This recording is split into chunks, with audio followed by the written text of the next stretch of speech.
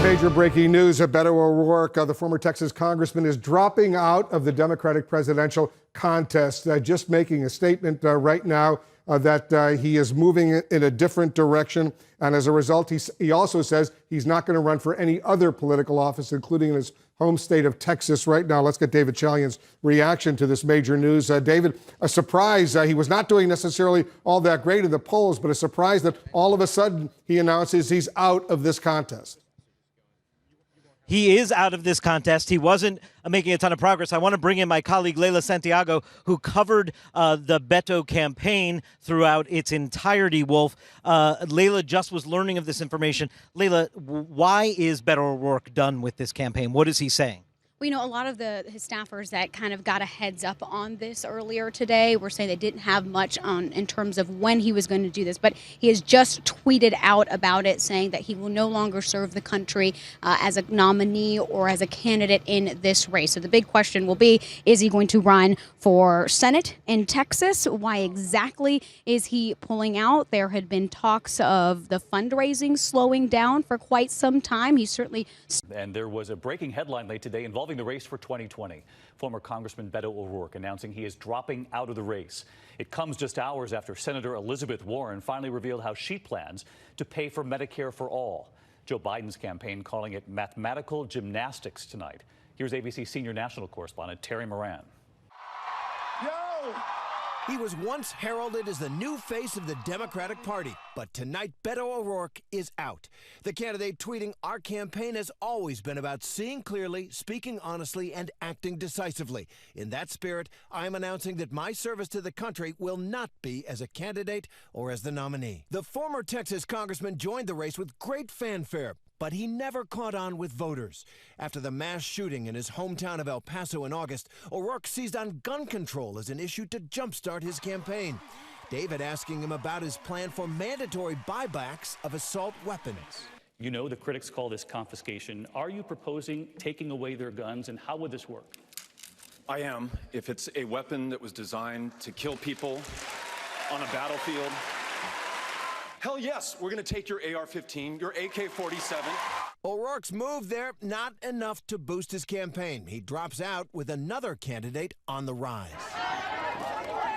In Iowa, where she is now the front runner, Elizabeth Warren today revealed how she would pay for her plan to revolutionize American health care. I have a plan that shows that we can have Medicare for all without raising taxes 1 cent on middle-class families. Under the Warren plan, private employer-sponsored health insurance, the way more than half of all Americans get their coverage, would be eliminated. Instead, all Americans would get free health care from the federal government. On the campaign trail, her Democratic opponents have been hammering her for not explaining how she'd pay for such a gigantic new program. I think we owe it to the American people to tell them where we're going to send the invoice.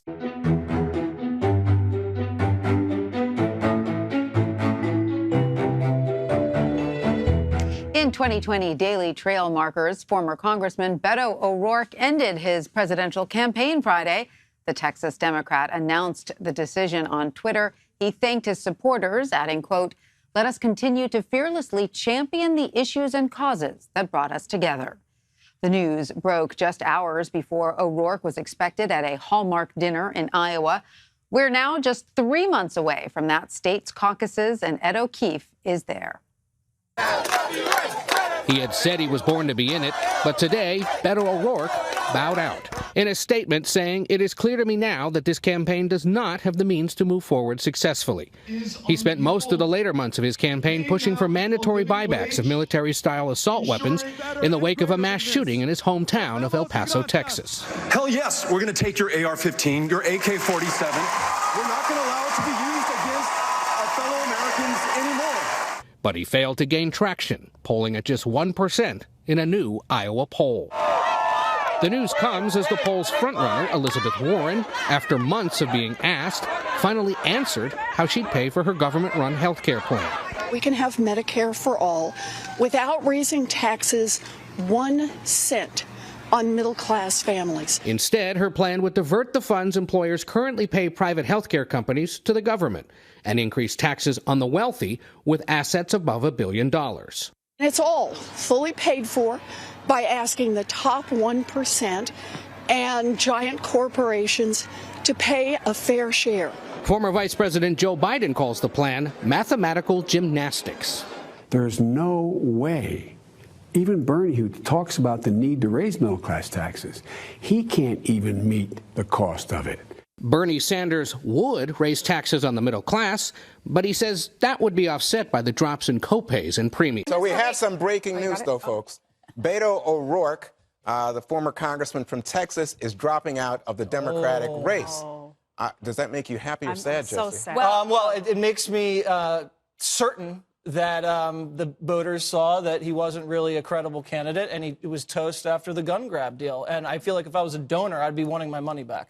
We just had this conversation about authenticity comparing, Hillary to Bernie, and Beto is a perfect example of someone that I just don't believe anything he says. He doesn't have that level of authenticity when he speaks about things. And I think he went too extreme when he was talking about the mandatory gun buyback, and I think it turned a lot of people off, so I'm not surprised. I'm not Greg, I know that you were enchanted with his appearance on Vanity Fair. Yes, that was his downfall, was being anointed by people who were just like him, the white liberal editor types. Believe me, I know everything them. with you is about race. You know yes, that? I know that one. You know what's funny? Well played. Juan, you know what the election was for him? What? It was a journey of self-realization, and we started to see that the fact that this was all about him finding himself, and everybody was nauseated by. He was like the world's worst millennial, and he's not. I don't even think he's a millennial. But Dana, just looking at this from hardball political perspective, he did very well in fundraising when he was running against Ted Cruz in that Senate race in Texas. Yep. There was a great deal of excitement about him as potentially a new face for the Democratic Party. Young man, almost Kennedy-esque, Camelot and all that. So much of that seems to have faded in this presidential race. Which is why, a few weeks ago I said he was a zombie candidate, meaning that he's dead. He just doesn't know it yet in terms of his candidacy. But just remember, so he raised a ton of money and got a lot of attention in his run-up against Ted Cruz, and he still lost by 6 points. So why did they think that he was going to be this great savior? And I think that he might have a second or a third act, going forward. But if you're running out of money and you can't raise anymore, there comes a point when you have to say, I got to cut this down. I think this is the beginning of the winnowing of this field. Thank God his wife's family isn't filthy rich. I'm really worried about what he's going to do next. It was also like, how's he going to get his health care? When it came to those debate moments where it came to his time to defend himself, defend his ideology, he did terribly at those things. I think one of the reasons that Bernie Sanders stays in, when you talked about his health condition, is because when he has to defend his principles, it seems like, yes, it comes from a place of him actually believing it, but also he does a pretty good job of battling the other people on the debate floor. And Beto could not defend himself. It looked like he was reading. Former Congressman Beto O'Rourke has just ended his presidential campaign. The Texas Democrat announced the decision on Twitter. He thanked his supporters, adding, quote, "Let us continue to fearlessly champion the issues and causes that brought us together." O'Rourke's campaign has struggled to gain steam. He originally entered the race in March after running a close bid to defeat Republican incumbent Senator Ted Cruz. Democratic strategist Joel Payne joins us now from Washington. Hi, Joel. So what do you make of this announcement, and did you see this coming? Well, it might have not been seen coming in terms of today, but it's not shocking when you look at the large landscape of the Democratic primary and the realities that these candidates are facing. And honestly, I think this just comes down to raw dollars and cents. You have to have a certain amount of money coming in at a certain rate, not